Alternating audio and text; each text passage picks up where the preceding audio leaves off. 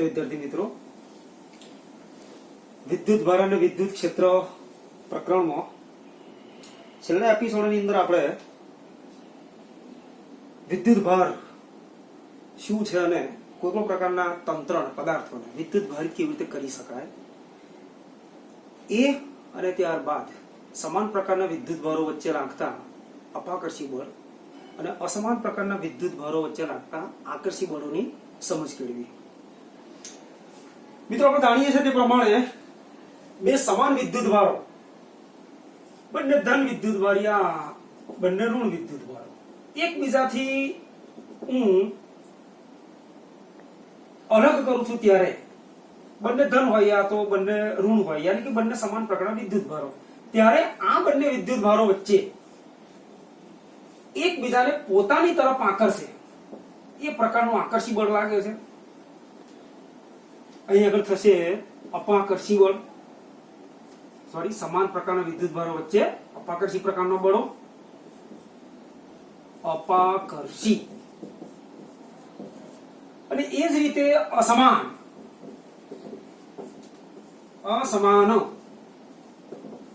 યાની કે કોઈ એક ધન વિદ્યુત ભાર અને બીજો કોઈ એક ઋણ વિદ્યુત ભાર. આવા બે વિદ્યુત ભારો વચ્ચે આકર્ષી પ્રકારનું બળ, આકર્ષી બળ પ્રવર્તે છે.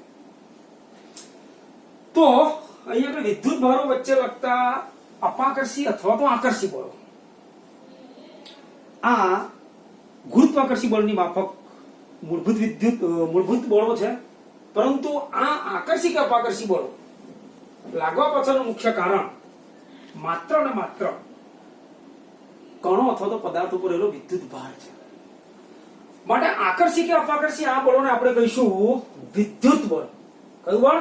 વિદ્યુત બળો કે જે માત્ર વિદ્યુત ભાર ધરાવતા પદાર્થો અથવા તો વિદ્યુત ભારિત તંત્રો વચ્ચે લાગે છે. બરાબર, યાદ રાખો, ગુરુત્વાકર્ષી બળ એ માત્ર ને માત્ર આકર્ષી પ્રકારનું બળ હતું.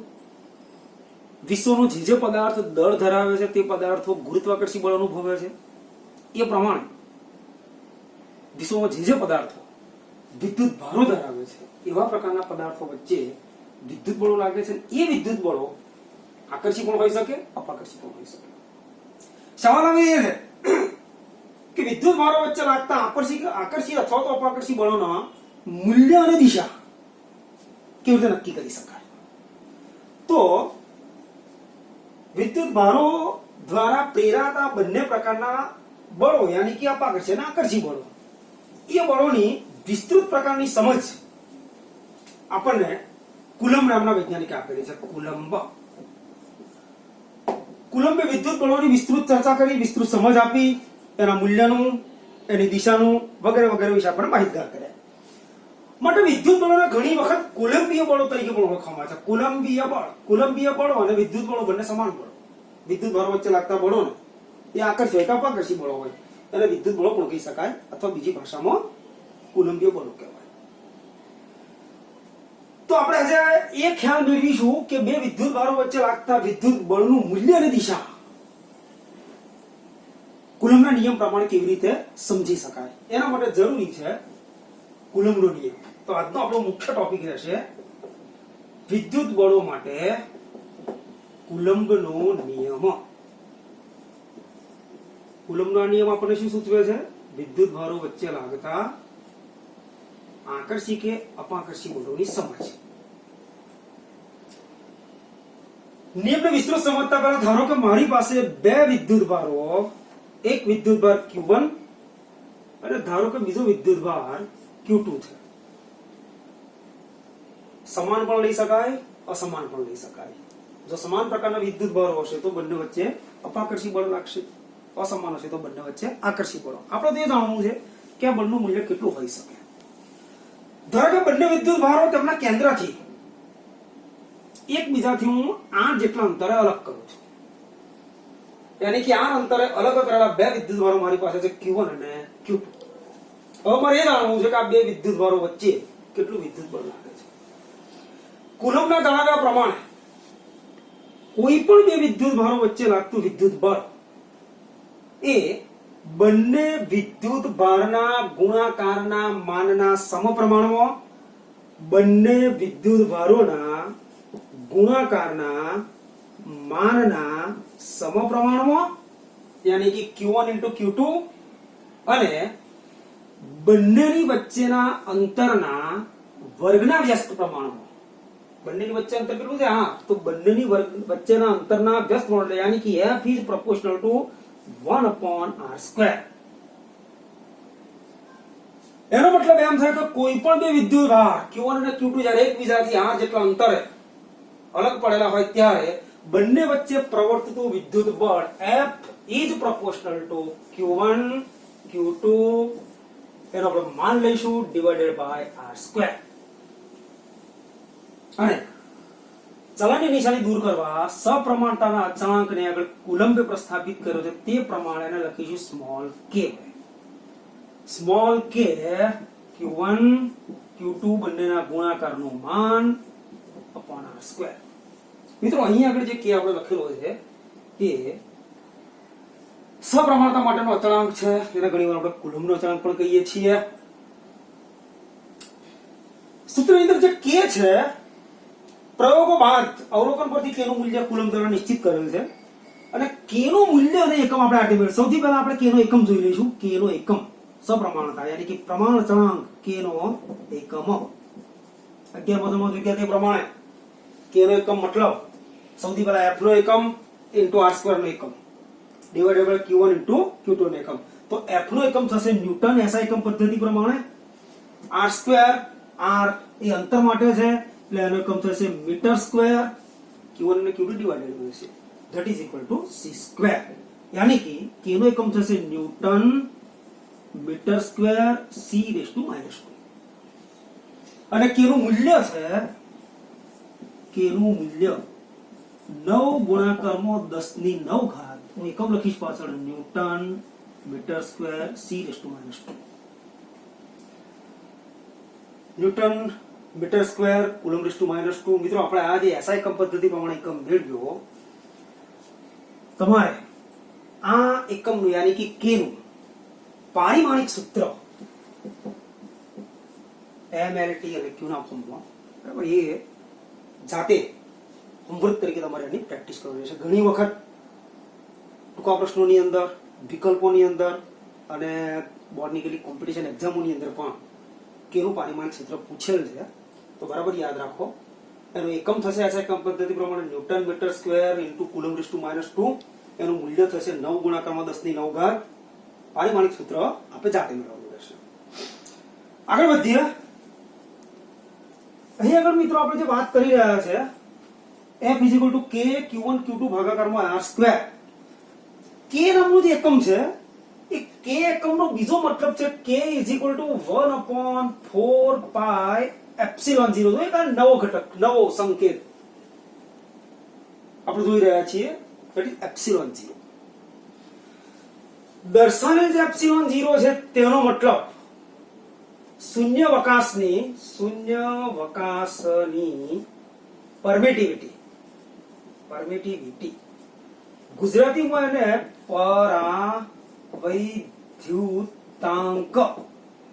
પરાવૈદ્યુતાંક એ રીતે ઓળખીશું. સમજ આવી જો પરાવૈદ્યુતાંક અથવા તો પરમિટિવિટી છે શું? આપણે શોધવા જઈ રહ્યા છે Q1 અને Q2 યાની કે બે વિદ્યુત ભારો વચ્ચે લાગતું બળ, આકર્ષી કે અપાકર્ષી. આ જે સૂત્ર છે એ આકર્ષી બળ અને અપાકર્ષી બળ બંને માટે ઓકે છે, બંને માટે આ સૂત્ર કામ લાગશે. તો અહીંયા આગળ આપણે આ જે આકૃતિની અંદર બે વિદ્યુત ભારો Q1 અને Q2 જે વિચારેલ છે, એ Q1 અને Q2 વિદ્યુત ભારો એકબીજાથી r અંતરે છે, વાત રાઈટ, એકબીજાથી r અંતરે છે, સાચું. પરંતુ બંને વિદ્યુત ભારો વચ્ચે અત્યારે કોઈ પણ પ્રકારનું માધ્યમ નથી, બરાબર યાદ રાખો. મેં જે સૂત્ર મૂક્યું છે F is equal to k Q1 Q2 પર r². બે વિદ્યુત ભારો વચ્ચેનું બળ, પરંતુ બે વિદ્યુત ભારો વચ્ચે કોઈ પણ પ્રકારનું માધ્યમ ન હોય, કોઈ પણ પ્રકારનું વચ્ચે માધ્યમ ન હોય એવા સંજોગોની અંદર. પણ માની લો કે હું આ બે વિદ્યુત ભારોને આટલા જ અંતરે વચ્ચે દાખલા તરીકે કાચ મૂકી દઉં, યા તો આ બે વિદ્યુત ભારોને આટલા જ અંતરે પાણીમાં મૂકું, યા તો આ બે વિદ્યુત ભારોને આટલા જ અંતરે કેરોસીનમાં મૂકી દઉં, તો બે વિદ્યુત ભારો વચ્ચે શૂન્યાવકાશ નથી. એવા સંજોગોમાં બે વિદ્યુત ભારો વચ્ચે કોઈનો કોઈ માધ્યમ છે અને એવા સંજોગોની અંદર અલગ અલગ માધ્યમોમાં બે વિદ્યુત ભારો વચ્ચેનો બળોનું મૂલ્ય સમાન આપણને નહીં મળે. બળોની માત્રાની અંદર ફેરફાર ઉભો થશે. અમુક માધ્યમની અંદર શૂન્યાવકાશ કરતા વધારે બળ બે વિદ્યુત ભારો વચ્ચે કોઈ પણ માધ્યમમાં લાગતું નથી. તો જે માધ્યમની અંદર જ્યારે બે વિદ્યુત ભારો રાખેલા હોય ત્યારબાદ આપણે બે વિદ્યુત ભારો વચ્ચે લાગતા બળોની જ્યારે ચર્ચા કરીએ છીએ ત્યારે આપેલું માધ્યમ એ બે બળો માટે કંઈક અંશે જવાબદાર છે.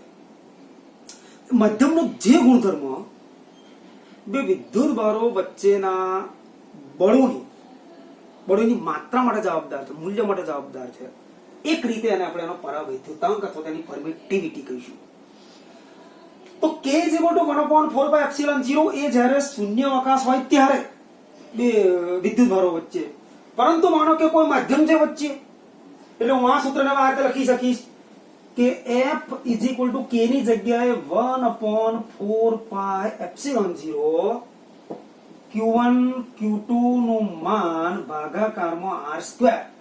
આ સૂત્રનો ઉપયોગ માત્ર ત્યારે કરવાનો જ્યારે q1 અને q2 વચ્ચે શૂન્યાવકાશ હોય. પણ ધારો કે વચ્ચે કોઈ માધ્યમ છે તો એવા સંજોગોની અંદર એ માધ્યમની પરમિટિવિટી મૂકવાની રહેશે. બરાબર? જ્યારે જરૂર પડશે તે વખતે એની ડિટેલમાં ચર્ચા કરીશું, પણ બરાબર યાદ રાખો 1/4πε0 q1 q2 r² એ આપેલા બે વિદ્યુત ભારો જ્યારે શૂન્યાવકાશની અંદર એકબીજાથી અલગ કરેલા હોય ત્યારનું બળ માટેનું એ સૂત્ર છે. ઓકે, આગળ વધીએ. તો હવે આપણું સૂત્ર 1/4πε0 q1 q2 r² તરફ જશે. k = 1/4πε0 यानी कि ε0 શૂન્યાવકાશની પરમિટિવિટી છે, શૂન્યાવકાશ માટેનો પરાવૈદ્યુતાંક છે. તમે જોઈ શકો છો કે k અને ε0 એ પરસ્પર એકબીજાના વ્યસ્ત છે.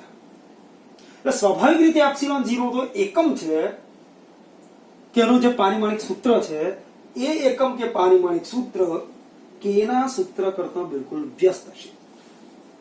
જો k નો એકમ ન્યૂટન મીટર સ્ક્વેર c⁻² હોય તો કોઈ કહી શકે ε0 નો એકમ કયો હોઈ શકે?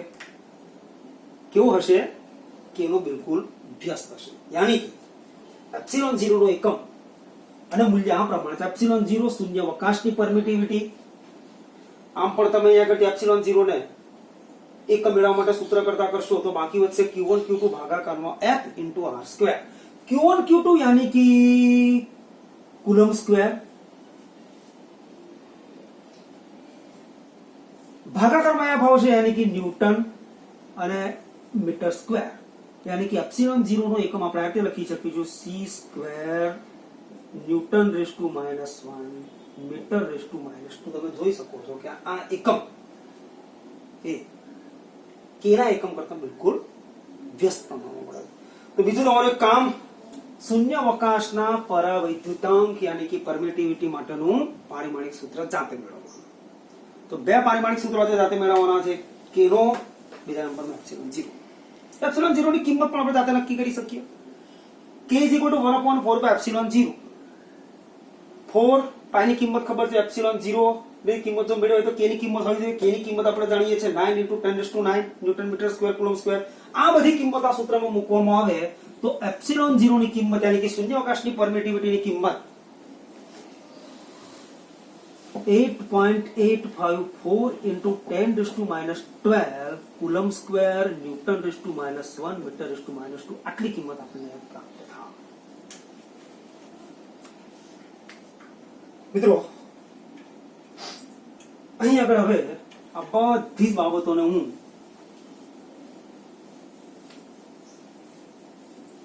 આ રીતે દર્શાવી શકીશ. જો q1 અને q2 ને એકબીજાથી r જેટલા અંતરે દૂર કરેલા હોય, અલગ કરેલા હોય તો એમની વચ્ચે લાગતું બળ f = 1/4πε0 q1 q2 यानी कि બંને વિદ્યુત ભારોના ગુણાકારનું માન ભાગાકારમાં એમની વચ્ચેના અંતરનું બળ. આ સૂત્રની મદદથી બે વિદ્યુત ભારો વચ્ચે લાગતા બળનું મૂલ્ય આપણે મેળવી શકીએ છીએ. આ છે કુલમ્બનો નિયમ. પરંતુ આપણે જાણીએ છીએ તે પ્રમાણે બળ એ પોતે સદિશ રાશિ છે. બે વિદ્યુત ભારો વચ્ચે લાગતા બળનું મૂલ્ય આના વડે નક્કી કરી શકાય, પરંતુ બે વિદ્યુત ભારો વચ્ચે લાગતા બળની દિશા કઈ બાજુ હશે, રાઈટ? એ પણ તો મારે સમજવું હોય તો કુલમ્બના આ નિયમને સદિશના સ્વરૂપે આપણે મેળવવો પડે. એટલે કે સહેજ આની અંદર આપણે આગળ વધીએ અને કુલમ્બના નિયમનું સદિશ સ્વરૂપ મેળવીએ. કુલમ્બના નિયમનું સદિશ સ્વરૂપ.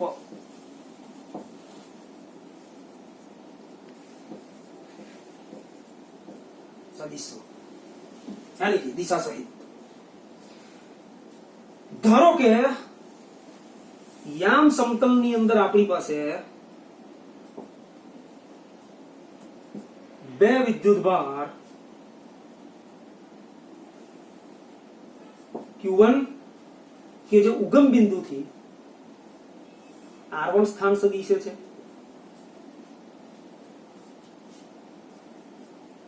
બીજો કોઈ વિદ્યુત ભાર Q2 ધારો કે ઉગમ બિંદુથી R2 સ્થાન સદિશ છે. વિદ્યુત ભાર પોતે અદિશ રાશિ છે, પરંતુ બે વિદ્યુત ભારો વચ્ચે લાગતું બળ જે છે એ સદિશ રાશિ છે. એટલે કુલમ્બના નિયમને સદિશના સ્વરૂપમાં રજૂ કરીએ તો Q1 એ R1 જેટલા સ્થાન સદિશ છે અને Q2 એ R2 જેટલા સ્થાન સદિશ હોય તો આપણે મેળવવાનો પ્રયત્ન કરીએ કે Q2 ને કારણે Q1 ઉપર કેટલું બળ લાગે છે અને કઈ દિશામાં લાગે છે, અને સેમ એ રીતે Q1 ને કારણે Q2 ઉપર કેટલું બળ અને કઈ દિશામાં લાગે છે. Q2 ને કારણે Q1 ઉપર લાગતા બળને આપણે દર્શાવીશું સદિશ F12 વડે. સદિશ F12 મીન્સ Q2 ને કારણે Q1 ઉપર લાગતું બળનો સદિશ, અને એ જ રીતે Q1 ને કારણે Q2 પર લાગતું બળનો સદિશ that is equal to સદિશ F21 Q2 ઉપર Q1 ને કારણે લાગતા બળનો સદિશ. Q1 ઉપર જે બળ લાગે છે એ બળની દિશા પણ મારે મેળવવી છે. ધારો કે Q1 ઉપર લાગતા બળની દિશા આ તરફ છે, એને આપણે દર્શાવીશું સદિશ એકમ સદિશ R12, અને Q2 ઉપર લાગતા બળની દિશા એ R21 કેરેટ, રાઈટ? Q2 નું બળ that is equal to F21, Q2 પર લાગતા બળની દિશા કેરેટ R21, Q1 ઉપર લાગતા બળનો સદિશ F12 સદિશ F12 અને દિશા કેરેટ R12. તો F12 यानी कि प्रथम नंबરના સદિશ ઉપર પ્રથમ નંબરના વિદ્યુત ભાર ઉપર બીજા નંબરના વિદ્યુત ભારને કારણે લાગતું બળ that is equal to 1/4 pi epsilon 0 Q1 Q2 divided by અહીંયા આગળ પ્રથમ નંબરના વિદ્યુત ભાર ઉપર લાગતું બળ that is equal to R12 square into દિશા માટે કેરેટ R12. અહીં આગળ મેં આ જે ઘટક મૂક્યો છે કેરેટ R12 એ પ્રથમ નંબરના વિદ્યુત ભાર ઉપર લાગતા બળની દિશા માટે મૂક્યો છે, અને કેરેટ R12 આપણે 11મા ધોરણની અંદર સદિશ જોયા છે તે પ્રમાણે આપણે જાણીએ છીએ કે caret A is equal to સદિશ A upon સદિશ A નું મૂલ્ય. એ રીતે કેરેટ R12 નો મતલબ શું થશે? સદિશ R12 ડિવાઇડેડ બાય R12 નું મૂલ્ય. અને એ જ રીતે બીજા નંબરના વિદ્યુત એટલે કે Q2 પર લાગતા બળનું મૂલ્ય 1/4 pi epsilon 0 Q1 Q2 upon R21 raised to square અને દિશા માટે R21 કેરેટ. મિત્રો અહીં આગળ carat R21 is equal to सदिश R21 डिवाइडेड बाय R21 નું મૂલ્ય R12 સદિશ R12 that is equal to स्थान सदिश R21 सदिश R21 that is equal to सदिश R1 माइनस सदिश R2 અને જ રીતે R21 સદિશ is equal to સદિશ R2 માઇનસ સદિશ R1 અહીં આગળ R12 નું મૂલ્ય અને R21 નું મૂલ્ય આ બંને મૂલ્ય કેવો થશે સરખા થશે R21 નું મૂલ્યનો મતલબ એમ કે Q1 થી Q2 સુધીના અંતરનું મૂલ્ય અને R12 નો મતલબ Q2 થી Q1 સુધીના અંતરનો Q2 થી Q1 સુધીનો અંતર બંને એક જ થવાનું પરંતુ બંનેની દિશા જુદી હશે તમે જોઈ શકો છો કે Q2 પર લાગતા બળની દિશા આ બાજુ છે અને Q1 પર લાગતા બળની દિશા આ બાજુ છે બંનેનો મૂલ્ય કેવો થવાનો સરખો R12 is equal to R21 આ બંને મૂલ્ય સરખા રહેશે પરંતુ સદિશ R12 અને સદિશ R21 એ બંને કેવા થશે એકબીજાના ઓપોઝિટ થવાના એટલે આપણે એવું લખી શકીએ કે R12 સદિશ R12 is equal to minus સદિશ R21 બંને સદિશના મૂલ્ય સરખા છે દિશા અલગ હું આગળ આવું લખવા દઈશ આનું તો સદિશ F12 is equal to 1/4 pi epsilon 0 Q1 Q2 divided by R12 નો સ્ક્વેર અહીં આગળ થશે સદિશ R12 upon R12 નું મૂલ્ય અનાકાર એ અનાકાર રાઈટ यानी कि F12 is equal to 1/4 pi epsilon 0 Q1 Q2 divided by R12 square R12 that is equal to R12 cube सदिश R12 ओके ये આપણને વિદ્યુત ભાર નંબર 1 ઉપર લાગતું બળ અને બળની દિશા સૂચવે છે ચલો એ જ પ્રમાણે બીજા નંબરના વિદ્યુત ભાર ઉપર લાગતું બળ અને દિશા મેળવીએ તો 1/4 pi epsilon 0 Q1 Q2 divided by R21 caret R21 મેં લખેલું છે caret R21 that is equal to સદિશ R21 divided by R21 નું મૂલ્ય ઓકે तो that is equal to 1/4 pi epsilon 0 Q1 Q2 divided by R21 square R21 that is equal to